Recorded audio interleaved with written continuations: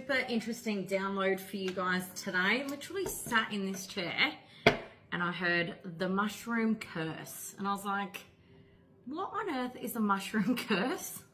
What is a mushroom curse? You know, it sounds like something from a movie, like a fairy tale or something like that. But then the rest of the download came. What happens with mushrooms? Now, I don't know if this saying goes for in any other place except for Australia, but you know what they say about mushrooms? They're kept in the dark and fed full of...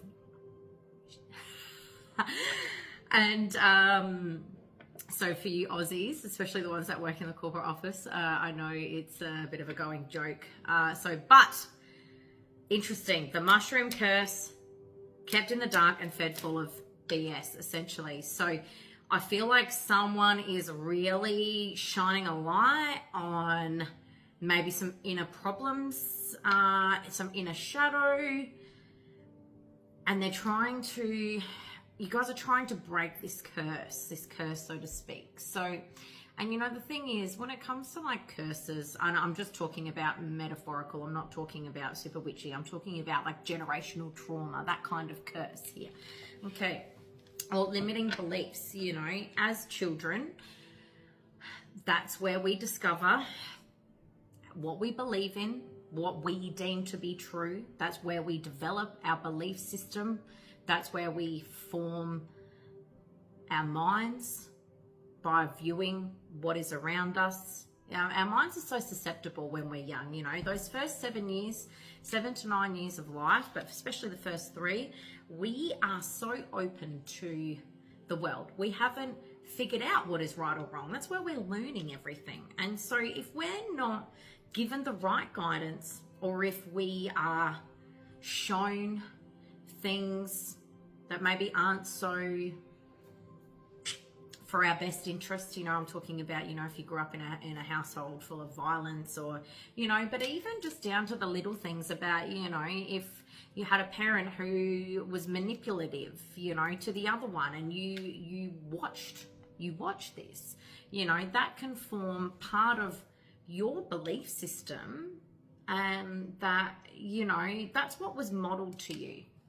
I hope this is all making sense. That's what's been modeled to you. So in your mind, what you see, what's been modeled to you, what you think, what you feel, you know is the norm.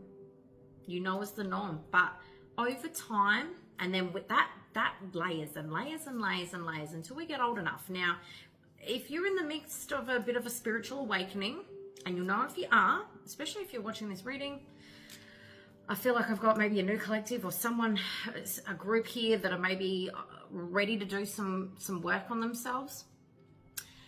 You start to realize that life isn't always how it seemed. You start to realize and look around and go, well, hang on, that doesn't seem right. Just because I've known this to be my universal truth my whole life doesn't seem right. Maybe you've been modeled something recently, you've been shown something and you go, hang on, is that how it's supposed to be? Maybe there's been something on TV that you've seen, you know. A really good one I love to use as an example is watching Married at First Sight.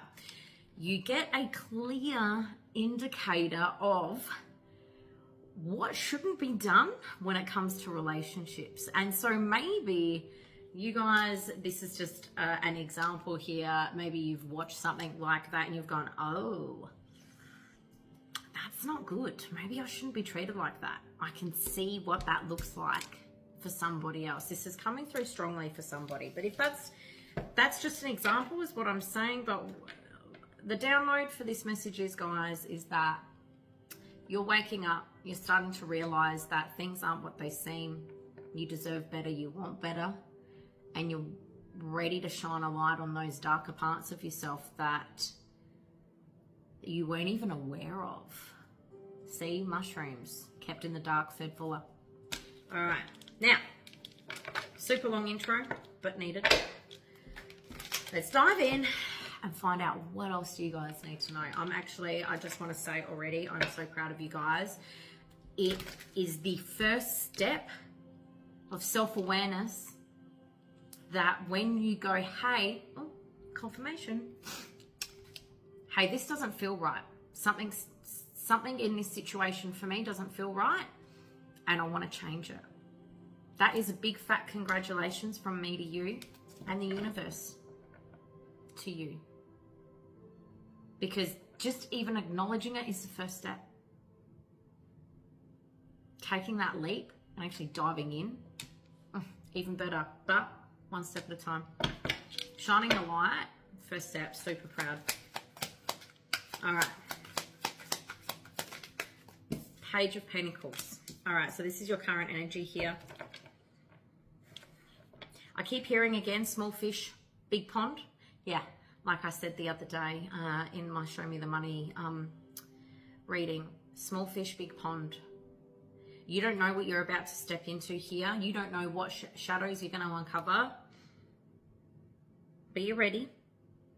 You know that there's some sort of development opportunity here for you, and that's it. Like it's personal growth, it's personal development, it's soul evolution. You also get a free facelift too when you do some healing work.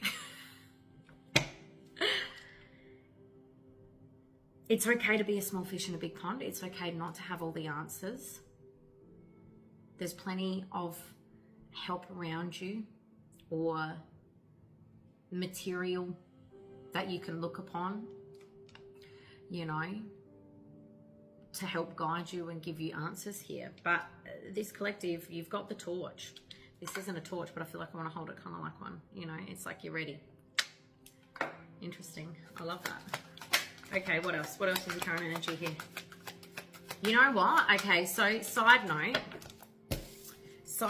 is, I think this collective, you guys have had a dream. There's been some sort of vision, whether it was a daydream, a dream, you've seen this in meditation, but you have kind of seen the end game for you, like you in a year's time, and the difference. You're living an almost completely different life. Like you're actually, like I'm seeing someone happy, glowing, fit, healthy. You're like, whoa, was that me? Yeah, it is you. And I think it's this dream that's kind of sparked that within you to go, all right. And you know, dreams, visions, they're so powerful, really, really monumental, especially ones like that start something within you. This is just, mwah.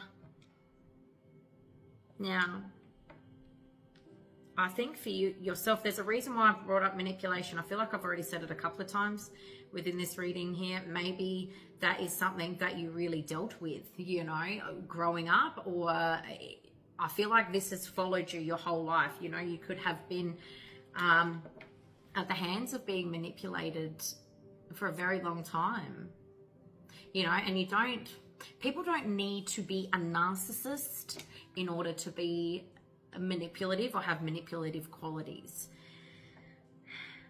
A lot of unhealed people who struggle with lacking control or fear of losing control manipulate. They manipulate the situation in order to be able to keep it under control. And you, unfortunately, were one of these people.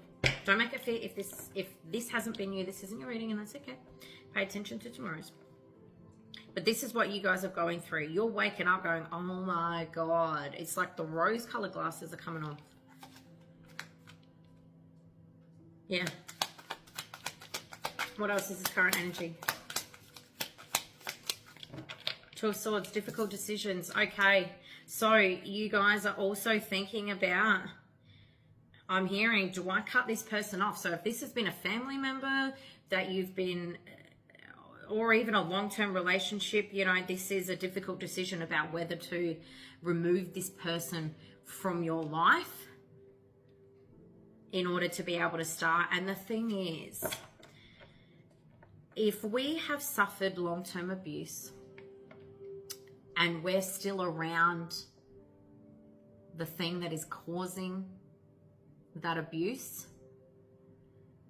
it's a lot harder to heal from. And I understand people are put in, we all have different situations, and maybe your situation, you're not able to do this, but this is just advice. This is coming through.